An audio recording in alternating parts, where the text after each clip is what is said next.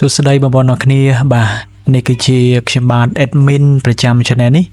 ដែលខ្ញុំតែងតែបង្ហោះវីដេអូព័ត៌មានបាទជាមុនមកណាមួយរយៈនេះគឺខ្ញុំអត់បានបង្ហោះព័ត៌មាននោះទេដោយសារតែ channel YouTube របស់ខ្ញុំមានបញ្ហាមិនអាចបាទរកប្រាក់បានទៀតអញ្ចឹងទៅគឺខ្ញុំអត់អាចបាទបង្ហោះវីដេអូព័ត៌មានមួយរយៈធំមែនទែនហើយដោយសារតែក្រុមហ៊ុន YouTube បានថា channel របស់ខ្ញុំហ្នឹងគឺបង្កើតឡើងដោយ AIបាទហើយមួយវិញទៀត channel របស់ខ្ញុំចំនួន3 channel បន្ថែមទៀតគឺត្រូវបានខូចដូចគ្នាដោយសារតែខ្ញុំបានដាក់បាទ Google AdSense តែមួយអញ្ចឹងទៅគឺធ្វើឲ្យខ្ញុំអត់មានបានចំណូលអំពី YouTube នោះទេមួយរយៈនេះបាទអញ្ចឹងឥឡូវនេះគឺជាវីដេអូដែលខ្ញុំថតដើម្បីឲ្យបងប្អូនអរគ្នាបានដឹងអំពី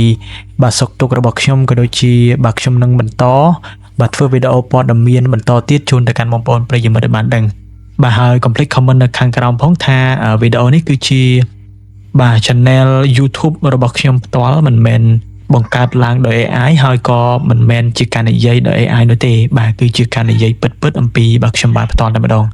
បាទនេះគឺជាសកម្មភាពនៅក្រោយផ្ទះរបស់ admin ផ្ទាល់តែម្ដងបាទវាគឺជាបាទកសិដ្ឋានទូចមួយដែលខ្ញុំបានដាំជាបន្លែបាទអធិស្ឋានគឺជាបាទពុកក្មេងរបស់ខ្ញុំគាត់ដាំបន្លែបាទទុកគ្រាន់ហូបនៅក្នុងផ្ទះណាបងប្អូនបាទមានដូចជាសណ្តែកគួរបាទមានតឡាចមានអីចឹងទៅវាគឺជារបស់ធម្មជាតិសុទ្ធតែម្ដងណាបងប្អូនបាទល្អមែនតើហើយវាក៏ជាជំនួយដល់សុខភាពយើងផងដែរបាទកុំភ្លេចបាទទទួលទានបាទបន្លែធម្មជាតិបងប្អូនគឺជួយទៅកាន់សុខភាពយើងច្រើនមែនតើហើយនេះគឺជាវីដេអូបាទថ្មីសម្រាប់បងប្អូនប្រិយមិត្តទាំងអស់គ្នាហើយខ្ញុំនឹងបន្តបាទធ្វើវីដេអូព័ត៌មានបន្តទៀតដើម្បីបាទជម្រាបជូនទៅប្រិយមិត្តបងប្អូនឲ្យបានជ្រាបផងដែរបាទអរគុណច្រើនជម្រាបលាប្រិយមិត្តទាំងអស់គ្នាជួបគ្នានៅវីដេអូព័ត៌មានជាបន្តទៀត